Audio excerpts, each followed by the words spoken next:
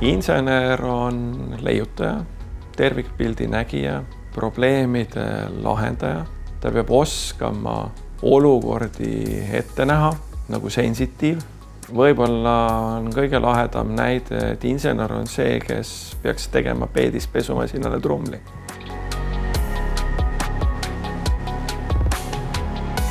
Ühelt poolt me soovime saavutada hästi suurt keskkonnatõhusust ja teiselt poolt me soovime saavutada väga suurt energiatõhusust.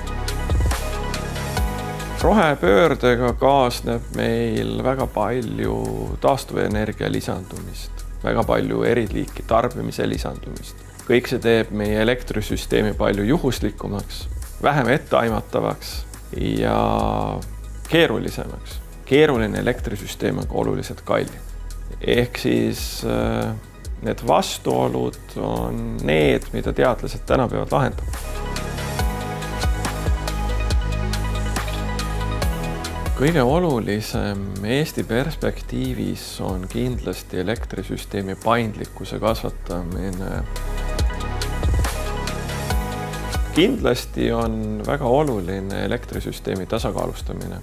See tähendab uusi tehnoloogiaid, mis aitaksid meil tõhusamalt tasakaalustada, tagada meile kvaliteetsema elektri. Ma arvan, et väga olulisel kohal on ka tuumaenergeetika. Tõenäoliselt me näeme tulevikus lokaalseid elektriturge, mis on kogukonnakesksed, kus ma võin naabrimehega lepingu sõlmida, õigemini masin sõlmib minu eest selle lepingu või hoopis teisest linnast kellegagi, kes konkreetsel ajahetkel, näiteks järgmine tund müüb mulle kõige odavamat elektrit turul. Järjest enam on meil vaja teda rakendada, et ta asendaks inimest väga keeruliste ja kalliste ülesannete täitmisel, et ta aimaks teatud olukordasid ette ja võimaldaks niimoodi palju soodsamalt ja otstarbekamalt meil elektrisüsteemis toimida. Üheks selliseks põnevaks näiteks võib olla see, et elektriauto sõlmib ise lepingu kõige soodsama elektritootjaga, et laadida ennast sobival ajahetkel. Et osaliselt on see täna juba reaalsus. Magistriõppe tihtipeale pigem keskendub keeruliste ülesannete iseseisvale lahendamisele.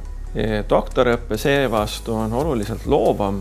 Kindlasti on veel eelis see, et doktorant saab suhelda maailma tippudega käies näiteks konverentsidel või avaldades oma uuringutest põnevaid artikleid erialaajakirjades, mida loevad teised tippspetsialistid.